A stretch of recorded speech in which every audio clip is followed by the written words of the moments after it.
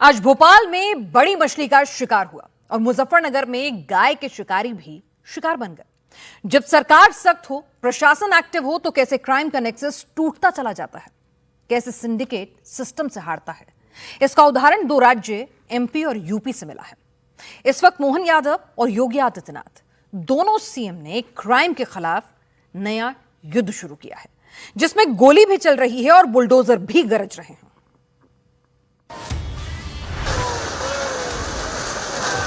ये ड्रग्स की काली कमाई से सरकारी जमीन पर खड़ा किया गया मछली परिवार का बड़ा बंगला है, जिसे बुलडोजर से जमींदोज किया गया है।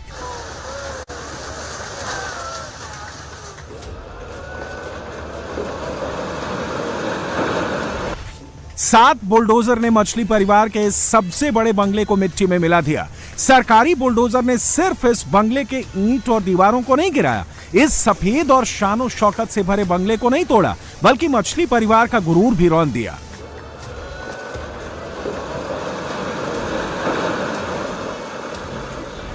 मछली परिवार ने ड्रग्स की कमाई से इस आलीशान बंगले को बनवाया था। इस बंगले की कीमत 25 करोड़ थी। इस आलीशान बंगले में दुनिया की सारी सुविधाएं मौजूद थीं, लेकिन ये बात किसी को नहीं मालूम। अगर यहां बुलडोजर ना आता तो शायद कभी लोगों को इस आलीशान बंगले का सच नजर भी नहीं आता। ये तस्वीरें आप देखें, किस लेविश तरीके से बनाया गया था, किस किस तरीके के अगर आप देखें तो यहां पर आपको दिखाई देगा।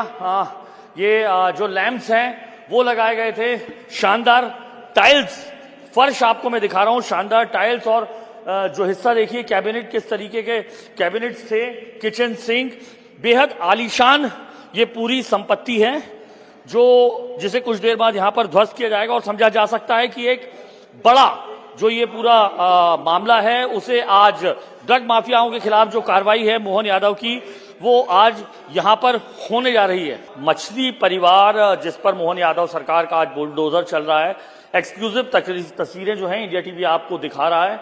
ये आलीशान किस तरीके का ये पूरा महल था, इसको आप देख सकते हैं किस तरीके से इस पूरे महल को बनाया गया था। 22 करोड़ रुपए जो है वो बताया जा रहा है, 22 से 30 करोड़ रुपए तक का ये पूरा साम्राज्य था, जिसे ध्वस्त करने की पूरी तैयारी है। 3 मंजिला ये पूरा जो है ये घर था। तस्वीरें आपको मैं दिखाऊं किस तरीके से किचन कैबिनेट्स, और ये देखिए ये बच्चों का रूम था, सुपर वीआईपी रूम अगर आप कहें तो दिख सकता है किस तरीके से बेड्स बने हुए थे।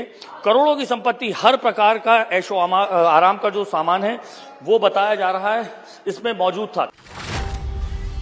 मछली परिवार ने इस कोठी को 1990 में बनाया था। 15,000 स्क्वायर फीट में निर्माण हुआ था। 3 मंजिला बंगले में 30 से ज्यादा कमरे थे। इस बंगले में गैरेज, पार्क, झूला घर भी बना था, और यह पूरा सरकारी जमीन पर किया गया था। जब बुलडोजर मछली परिवार की कोठी को तोड़ने पहुंचे तो मछली परिवार के समर्थक गुर्गे भी वहां आ गए, हंगामा करने की कोशिश की। प्रशासन मुर्दाबाद। तस्वीरों में अब प्रशासन के सरकार होश में हो। लेकिन प्रशासन भी पूरी तैयारी के साथ आया था। बुलडोजर के साथ साथ 8 थानों की पुलिस, करीब 300 से ज्यादा पुलिस वाले, महिला पुलिसकर्मी और होमगार्ड के जवान थे। ये बंगला शारिक अहमद और बड़ी मछली का था, जिसमें पूरा मछली परिवार रहता था। सोहेल, शफीक अहमद और यासीन मछली सब इसी घर से ड्रग्स का सिंडिकेट चलाते थे। शारिक मछली को छोड़कर बाकी शाहवार, यासीन और शाहरुख तीनों सलाखों के पीछे हैं। इन तीनों पर ड्रग तस्करी, महिलाओं के यौन शोषण, रंगदारी वसूली और युवाओं की बेरहमी से पिटाई समेत कई गंभीर मामलों में जेल में बंद हैं। मछली परिवार का कितना खौफ था, इसका उदाहरण ये शख्स है जो हाथों में तिरंगा लिए खड़ा है। ये शख्स मछली परिवार से प्रताड़ित था। मेरे में मामला दर्ज कराया और फिर 2021 के अंदर जब मैंने इनके खिलाफ एक कंप्लेंट दी तो इन्होंने मुझे उठाया और उन्होंने कहा तुम्हें मालूम है शारिक मछली नाम है, भोपाल का मैं गुंडा हूँ, तूने मेरे नाम से लिखित कंप्लेंट करी है। फिर इन्होंने रात भर मुझे रखा फार्म हाउस पे, फार्म हाउस पे बहुत मारा। उधर लड़कियां भी थी, मैं सच्चाई बताना चाहता हूँ। इन्होंने मुझे मारा, जब मैं बेहोश होने लगा तब इन्होंने एक पदार्थ खिलाया मुझे। आपने FIR कराई? भाई जब मैं जाता हूँ तो वहाँ पर इनका इतना बाहुबली थे। अभी मैंने FIR के लिए 20 दिनों से प्रयास कर रहा हूँ और मैंने बाकायदा 50,000 का ट्रांजेक्शन भी दिया है कि इन्होंने जो मेरे फोन पे से डाला था 50,000 वो भी किसी अपराधी के ही डाला था, लेकिन अब अभी भी पुलिस के रही जांच चल रही है। इससे पहले भी सरकार ने मछली परिवार के कई अवैध निर्माणों को जमींदोज किया है। इसमें फार्म हाउस से लेकर मदरसा स्कूल, मुर्गी और बकरी फार्म समेत कारखाने भी शामिल हैं। जुलाई तक सरकार ने मछली परिवार के 103 करोड़ के अवैध साम्राज्य को बुलडोजर से जमींदोज कर दिया है और अब 25 करोड़ की कोठी भी मटियामेट हो गई है। लेकिन मछली परिवार की कई फाइल खोलनी बाकी है। अभी कई बुलडोजर एक्शन बाकी है। आगे से क्लोज करो, आगे से उधर से निकलो सब लोग, आगे निकलो आगे से।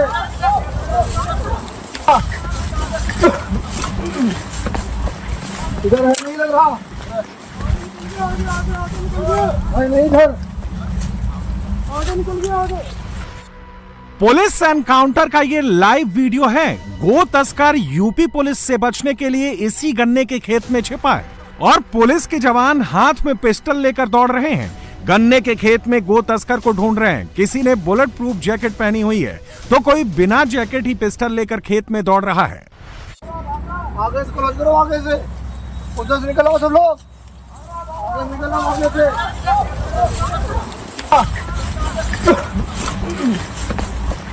इधर है नहीं लग रहा भाई, नहीं इधर आगे निकल गया आगे। पुलिस और तस्कर के बीच मुठभेड़ का यह वीडियो यूपी के मुजफ्फरनगर का है, जहां पुलिस से बचने के लिए कुख्यात गो तस्कर शहाबुद्दीन कुरैशी और उसके साथी सरफराज को पुलिस ने घेरा तो पुलिस को चकमा देने के लिए इसी गन्ने के खेत में घुस गया। पीछे पीछे पुलिस टीम भी गन्ने के खेत में उतर गई और आरोपी को पकड़ने के लिए पूरे खेत को चारों तरफ से घेर लिया और शहाबुद्दीन को पुलिस ने घेरा तो उसने पुलिस पर फायरिंग शुरू कर दी।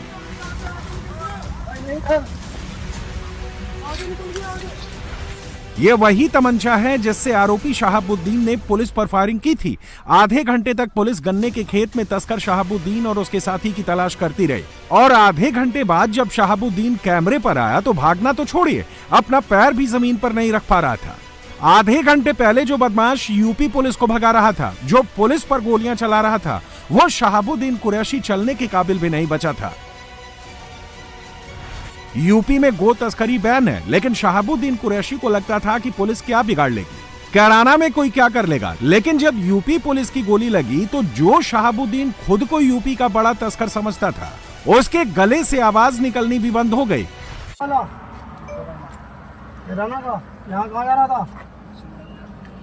तेरे साथ वाला कौन भागा? नीचे रख, साथ वाला कौन भागा? सरताज कहाँ का है? मीना का? तो काम कर रहे हैं सब? हाँ, कोई ला देगा, चल दोगे? कोई बुला देगा, कोई मिलेगा तो कहेगा वो लाया था। शहाबुद्दीन कुरैशी और उसका साथी सरफराज दोनों मुजफ्फरनगर और कैराना में गोकशी करते थे और फिर गोमांस की सप्लाई करते थे। ये जो जंगल में स्कूटर और जुगाड़ वाला टेम्पो दिख रहा है, दोनों इसी से गोमांस की तस्करी का काम करते थे। एक स्कूटर चलाता था, दूसरा टेम्पो लेकर चलाता था। दोनों गोमांस की डिलीवरी देने ही जा रहे थे, लेकिन उससे पहले ही यूपी पुलिस से मुठभेड़ हो गई और शहाबुद्दीन का हाफ एनकाउंटर हो गया।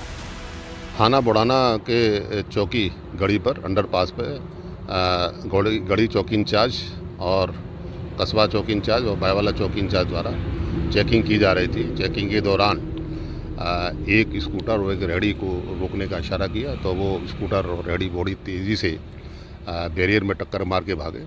आगे कंडाल और मेरठ हाईवे पर उसको पकड़ने की कोशिश की तो उसने गन्ने के खेत की तरफ मोड़ दिया और वहाँ पर उन्होंने पुलिस वालों पर एक फायरिंग की।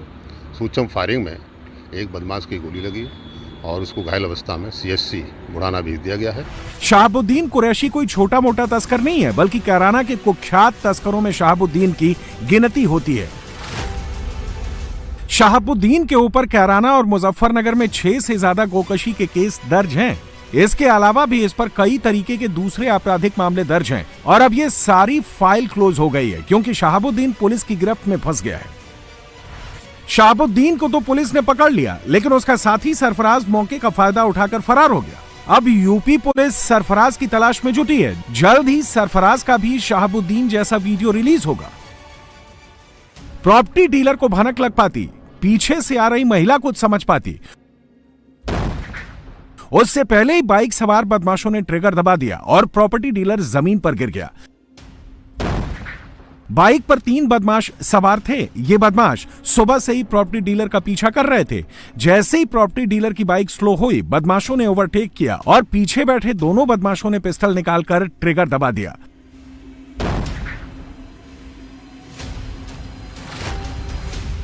बदमाशों ने 3 गोलियां मारी। एक गोली गर्दन में लगी है, दूसरी गोली कनपट्टी में लगी है, जबकि तीसरी गोली बाइक में लगी। चलती बाइक से ही बदमाशों ने निशाना लगा दिया और असलहा लहराते हुए फरार हो गए। गोली की आवाज सुनकर आसपास के लोग जमा हो गए, लेकिन प्रॉपर्टी डीलर की जान बचने का कोई चांस नहीं था, क्योंकि गोली कनपट्टी और गर्दन के आर पार हो गई थी। वाराणसी के अरिहंत नगर में दिन दहाड़े प्रॉपर्टी डीलर की हत्या हुई। महेंद्र गौतम अरिहंत नगर में प्रॉपर्टी का काम करते थे। उनकी उम्र 54 साल थी और वो बुद्धा सिटी के रहने वाले थे। उनके पिता श्यामनाथ आरटीओ अफसर थे। मोबाइल पर बात करते हुए साइड जा रहे थे, तभी 3 बाइक सवार बदमाशों ने उनकी हत्या कर दी। सूचना मिलते ही डीसीपी प्रमोद कुमार समेत कई पुलिस अफसर मौके पर पहुंचे। पुलिस ने फॉरेंसिक टीम को भी जांच के लिए बुलाया। पुलिस ने इलाके की घेराबंदी कर दी। बदमाशों की तलाश में चेकिंग अभियान चलाया जा रहा है। पुलिस किसी बड़े प्रॉपर्टी विवाद में हत्या की आशंका जता रही है और मामले की तलाश में जुटी हुई है। बॉडी को पोस्टमार्टम के लिए भेज दिया गया है। परिवारजनों से जो तहरीर प्राप्त करी गई है उसके ऊपर मुकदमा भी पंजीकृत कर लिया गया है। हमारी लगभग 5 टीमें बना दी गई हैं। एसओजी की टीमें हैं, थाने की टीमें हैं और पूरे जोन की टीमें हैं, इस पे लगी हुई हैं। कैमरे देखे जा रहे हैं। जल्द से जल्द इस घटना का हम लोग खुलासा करेंगे। परिवार का क्या कहना है सर इस पे कुछ? देखिए, परिवार से बात करी गई है। उन्होंने एफआईआर जो दी है उस पर हम लोगों ने जो तहरीर दी थी उस पर एफआईआर दर्ज भी कर ली है। अभी वो किसी पे शक ऐसा अभी नहीं जता रहे हैं, बट जो लोगों के नाम उनको लग रहे हैं उसके भी हम लोग जानकारी कर रहे हैं और पूरी घटना को हम लोग अलग अलग टीमों के माध्यम से इसकी छानबीन कर रहे हैं।